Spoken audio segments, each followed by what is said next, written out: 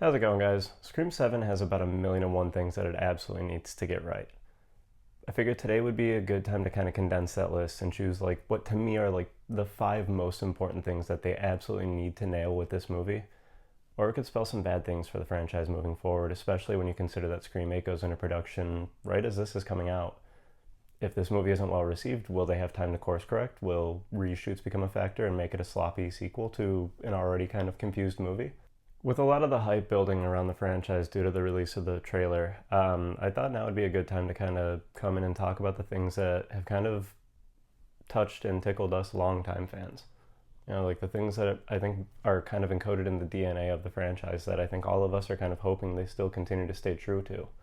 Due to the success of the recent sequels, the franchise has gotten a larger fan base, quite substantial actually, and with that said, I think a lot of us longtime fans are concerned that what the studio is going to prioritize is what is visually striking and pleasing to a modern audience, and that makes a lot of sense given that they need to make money and this is a movie. But we are 7 movies in and we're returning to a legacy concept, and I think built into that, they should be trying to accommodate the things that make us comfortable and the things that we look for in these movies. With all of that out of the way, why don't you go ahead and give this video a preemptive like, because it certainly helps the channel a ton and it lets us know that you like this kind of content. The first thing that I want to talk about, and it's something that was made apparent that they were going to kind of heavily lean on due largely to some of the shakeups behind the scenes, but in the trailer it's kind of made it evident that we are leaning a lot on nostalgia here, and obviously we kind of gathered that based off of a lot of the casting choices anyway. This is gonna be fun. That does leave me a little bit worried, though. I think if you lean too hard on things that are familiar and comfortable, which obviously I know is kind of contradictory to something that I just said, but if you lean too hard on it, you're pushing, and it seems desperate, and this isn't that franchise. Scream has always done a very good job at letting its legacy speak for itself. While every other franchise is doing whatever is new and relevant in horror, and they're taking these dated concepts and trying to bring them into a modern audience, Scream has always kind of had this tongue-in-cheek outlook on all of that, and that we're going to do that, we're going to do exactly that, but we're going to leave the DNA of Scream here. And my worry with them leaning too hard on the nostalgia is that it's going to feel like the greatest hits versus Scream playing on nostalgia the way that movies tend to lean on it today. To kind of tack on to that, I think if we are going to be bringing these legacy characters back, there needs to be a justified reason that serves the plot and story here, because if you're just doing it to kind of sell tickets, that's going to be obvious, and that's not going to feel good to the core audience here, the people that have been around for 30 years and are still as excited to see this movie as they have been any other sequel. Scream isn't the franchise that needs to lean on gimmicks and stuff. It's always had its own commentary on the films that do that, and I think once we kind of cross that bridge and become that franchise, what we love about these movies is gone. And the next thing that I want to talk about leans kind of back on what we were talking about earlier with the kind of behind the scenes shakeup that this movie has seen, but tone and direction are gravely important to the success of this.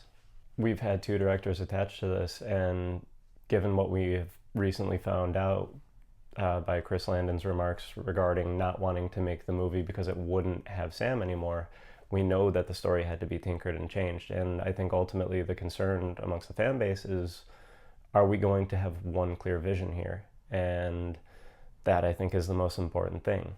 I think though, given what we've recently found out about the director and Kevin Williamson also being heavily involved in the writing, so much so that he was given a credit on the film, I think that that's exactly what we are going to get, but it's still a concern nonetheless. The good thing is, given again the recent success of some of these sequels, this movie doesn't necessarily have to blow the doors down, as they've already proven. They've greenlit the next sequel without, this movie having been released or even a trailer being seen by a general audience. So with that in mind, they know, at least financially, they're in a place where they can kind of tell a story that sets something up, but that is also kind of something that I think is a little intimidating, because Scream isn't that. But as long as they handle things in a way that everything feels cohesive to what we've built in universe, I don't see a problem with new swings. As long as at the end of the day this feels like a Scream sequel, I think we'll all be happy. Moving on to the next thing that I wanted to talk about, I think that this franchise needs to kind of get itself back to a position where it has stakes again, because even from 5 to 6, like 5, they kill Dewey. They prove to us that they're willing to do it. They'll kill their darlings. 6, everybody was safe. And I love the concept that we're going for here, and that we are following Sidney Prescott and her family, and that obviously elevates Sidney's personal stakes, because it's been a while since you've been able to put her in a movie just being chased by Ghostface. Now we'll have the intimidation factor of her concern for the well-being of her family, and I think that that does elevate the stakes for her character. But if we go through another chase scene with Gale Weathers and nothing comes of it, you're telling the fan base you're not listening to us. Because at this point, as much as we love all of these characters, I think it's time that we start making some final decisions.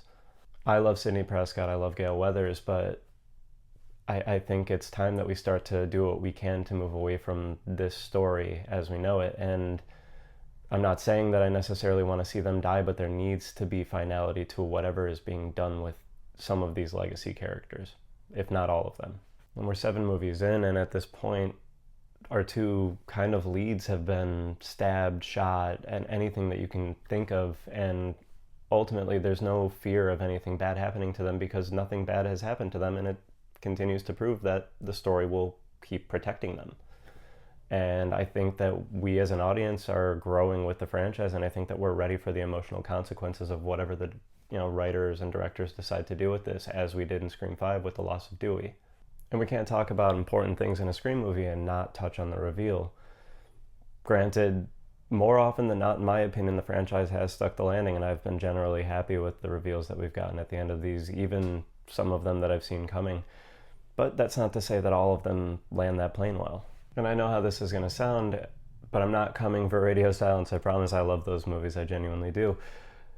I love the reveals that they had in Scream 6, the things that they heard the audience asking for, but I don't want to see anything like that in Scream 7. I don't want a gimmicky reveal. I want the reveal to be something fresh and original that stands on its own, certainly, but not just something that the creatives involved saw on a Reddit thread and decided, oh, well, that's what the audience wants. Don't get me wrong, my favorite thing to do is sit here and make these videos, but that doesn't mean that I'm always right, and I shouldn't be. I want to be surprised going into these movies, so don't just give us what we're asking for. Surprise us. To me, the most effective reveal in the entire franchise is still the original, and that's because, as simple of a concept as it is, they didn't have to make things crazy and convoluted. It was as simple as hiding the fact that there were 2 killers, and it makes everything else kind of work. The Billy being arrested and Sidney still getting a call. Randy literally telling us the entire movie who is doing this, but he wasn't all the way correct. And so by the time we get to the Stu reveal, you're kind of just like, wait, so it was Billy? Oh no, shit, no, now Stu, oh damn, you don't see it coming. Ultimately, I think that the creatives involved here are very promising. I like everything that we've seen so far and everything that I've heard so far, but I like the discussion, so please feel free to leave your thoughts down in the comments. What's the most important, what's your top 5 things that this movie needs to get right, or you're not sitting down to watch Scream 8? Thank you.